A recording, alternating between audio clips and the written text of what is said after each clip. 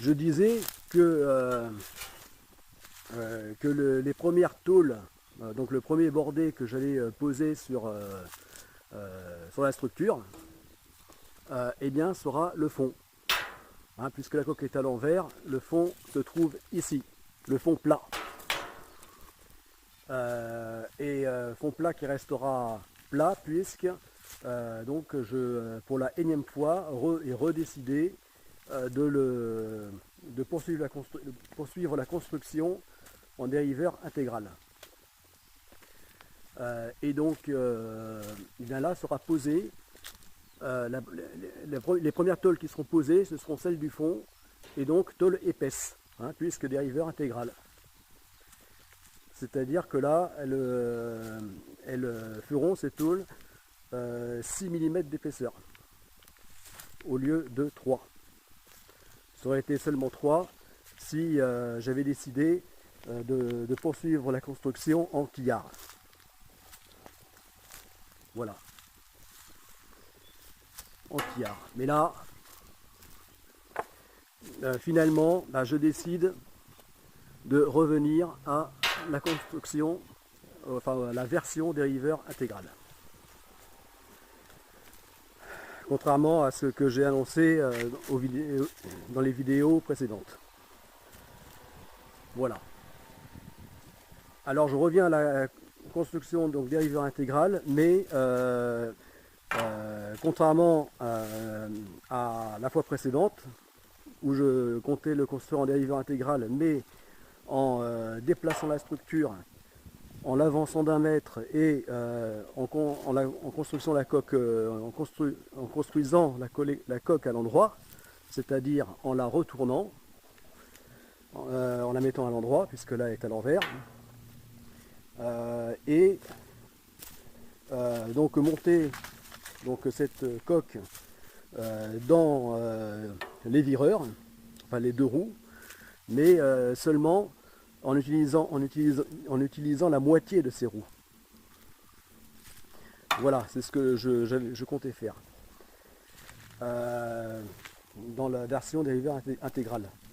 Bon, et bien finalement, non, je vais entièrement utiliser, comme prévu au départ, entièrement utiliser les deux grandes roues. Voilà, la paire de roues, donc le vireur. Voilà.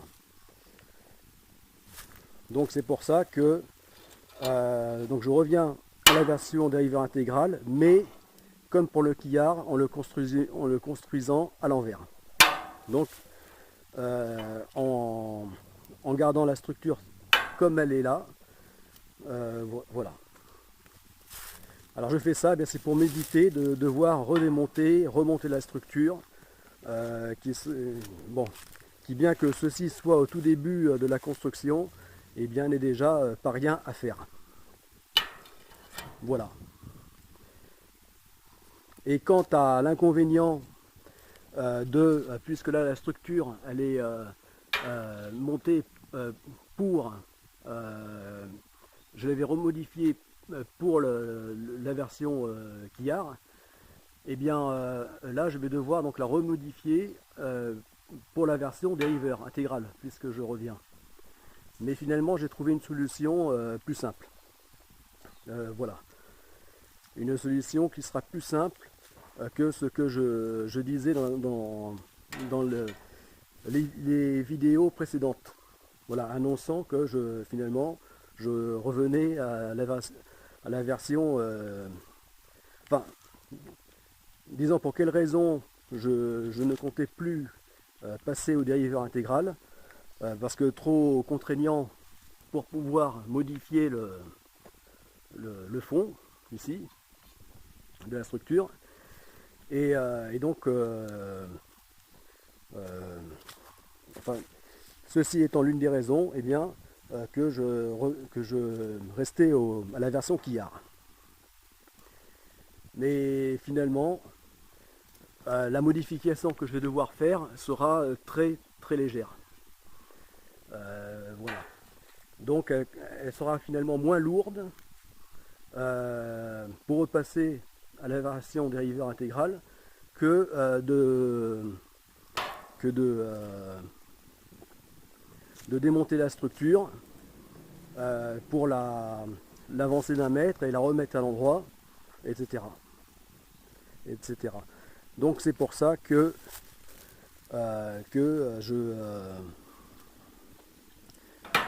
finalement ça ne sera pas si difficile que ça de revenir à la version dériveur intégrale. Voilà. Donc ici, au lieu d'avoir la quille qui se trouvera à cet endroit de la coque, eh bien se trouvera le puits de dérive. Voilà. Qui se trouvera ici. Voilà. Donc l'inconvénient, c'est qu'il prendra beaucoup de place à l'intérieur du voilier.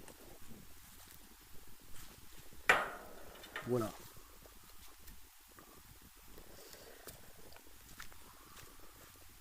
Mais bon, comme je disais, ce modèle de Chatham Extreme 330, qu'il soit en version dériveur intégral ou quillard, et bien dans les deux cas, c'est un voilier tout aussi valable. Bon, la seule différence, c'est que ce ne sont pas les mêmes avantages et inconvénients.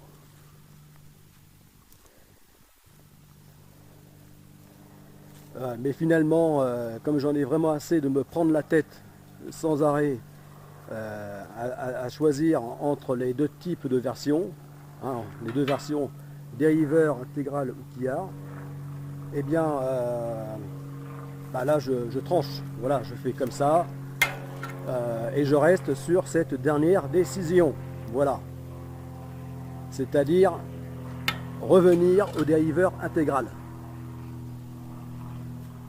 Voilà, revenir au dériveur intégral.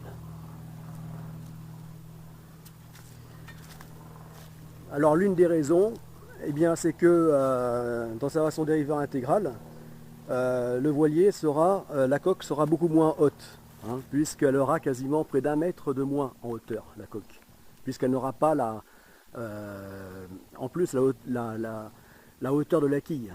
Voilà. Et comme ce petit voilier océanique devra faire partie des annexes des deux grands navires de la seconde phase du projet Godessarc, ou du grand navire de la seconde phase, hein, c'est-à-dire Godessarc, eh bien il devra ne pas être trop encombrant pour pouvoir rentrer dans le garage de ce grand navire d'exploration. Voilà. Et donc en version dériveur intégral, eh bien, il prendra beaucoup moins de place qu'en quillard.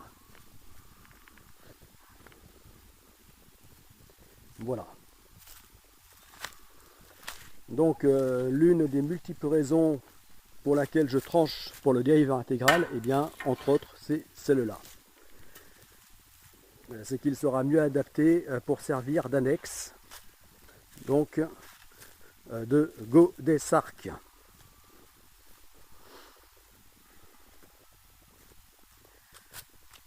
Du mégaship Godessarc, de la seconde phase du projet Godessarc. Voilà. Bon, je ne vais pas toutes les énumérer parce que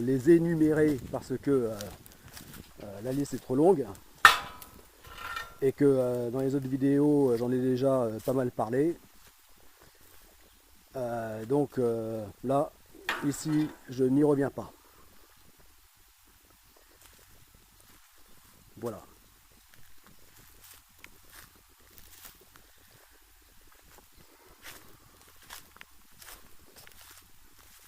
Voilà, mais bon, là, même sans aucun moyen, eh bien, je reprends la construction.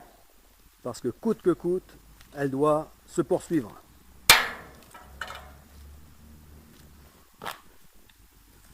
C'est une question de vie ou de mort, une question de survie, et donc elle doit reprendre, plus que jamais continuer. Afin que le grand projet Godessarc puisse se réaliser. Arriver à son terme.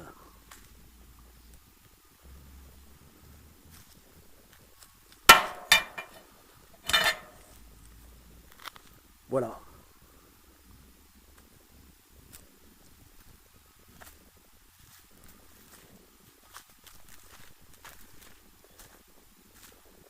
Voilà. Alors comment? Ben juste un long fer plat de 2 fois 6 mètres. Donc tout au long de la coque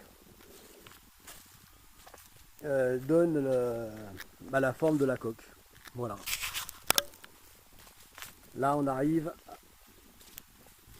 à matérialiser la courbure du fond de la coque.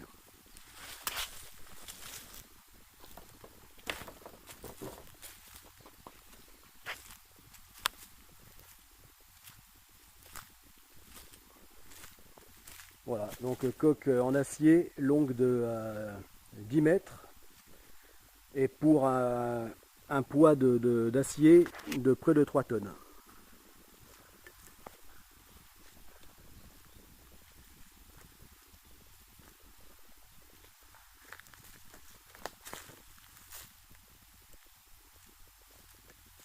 Voilà.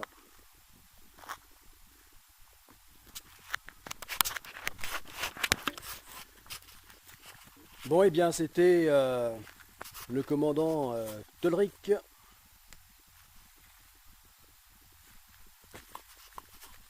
A plus, les amis du projet Godessark.